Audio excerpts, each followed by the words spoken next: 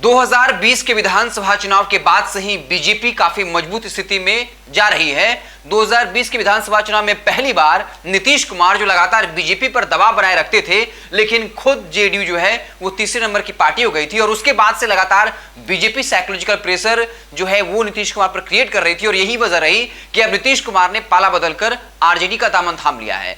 और इस खबर में आपको बताएंगे कि कैसे अब जो है भाजपा उच्च सदन में सबसे बड़ी पार्टी बन गई है। हाल ही में 5 सीटों पर एमएलसी का चुनाव हुआ था, जहां पर भाजपा ने 2 सीटों पर जीत दर्ज की थी और उसके साथ ही सबसे बड़ी पार्टी जो है वो उच्च सदन में बन गई। इसके पहले जेडीयू जो है वो सबसे बड़ी पार्टी थी। आज तमाम जो एमएलसी हैं उनका शपथ ग्रहण समारोह हुआ। इस मौके पर तेजस्वी यादव, नीतीश कुमार के साथ विजय चौधरी मौजूद थे और जब शपथ ग्रहण समारोह कर लिया तो अब जो है नियम के तौर पे जब शपथ ग्रहण समारोह किया तो आज से उच्च सदन में बीजेपी जो है सबसे बड़ी पार्टी हो गई। हालांकि एमएलसी चुनाव के बारे में कहा जाता है कि इससे जन भावना का या किसके तरफ जो है वोटिंग टेम्परामेंट ज्यादा है, लोगों का झुकाव किस तरफ है, इसका अंदाजा नहीं लगाया जा सकता है। लेकिन साइकोलॉजिकल तौर पर भाजपा की एक बड़ी जीत जरूर है। जब से सम्राट चौधरी को बीजेपी का प्रदेश अध्यक्ष बनाया गया है उसके बाद से ही भाजपा जो है वो थोड़ा बदला हुआ दिख रहा है, आक्रामक तौर पर दिख रहा है। और कहीं ना कहीं सम्राट चौधरी एक ऐसे नेता हैं जो नीतीश कुमार की आंखों में आंखें डालकर जो है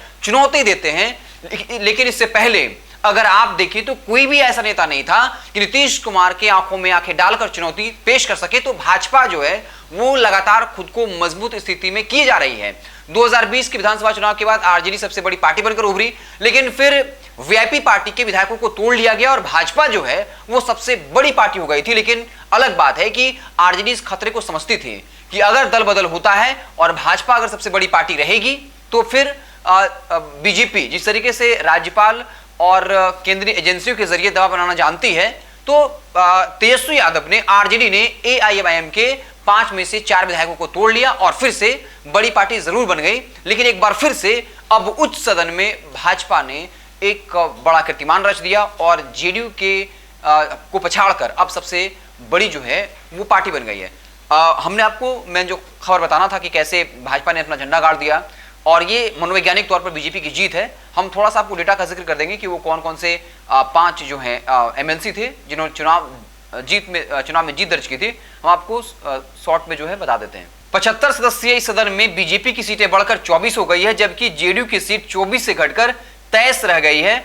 5 सीटों को लेकर चुनाव हुआ और परिणाम भी आए थे, हम उसका जिक्र आपके साथ कर देते हैं। बता दें कि इसमें 2 सीट बीजेपी ने और 2 सीट पर महागठबंधन में जीत दर्ज की थी और 1 सीट पर निर्दलीय विजय हुए थे। निर्दलीय यानी कह लें कि प्रशांत किशोर के समर्थन से, जनराज के समर्थन से अफाक अहमद ने इस चुनाव में जो है जीत दर्ज की थी।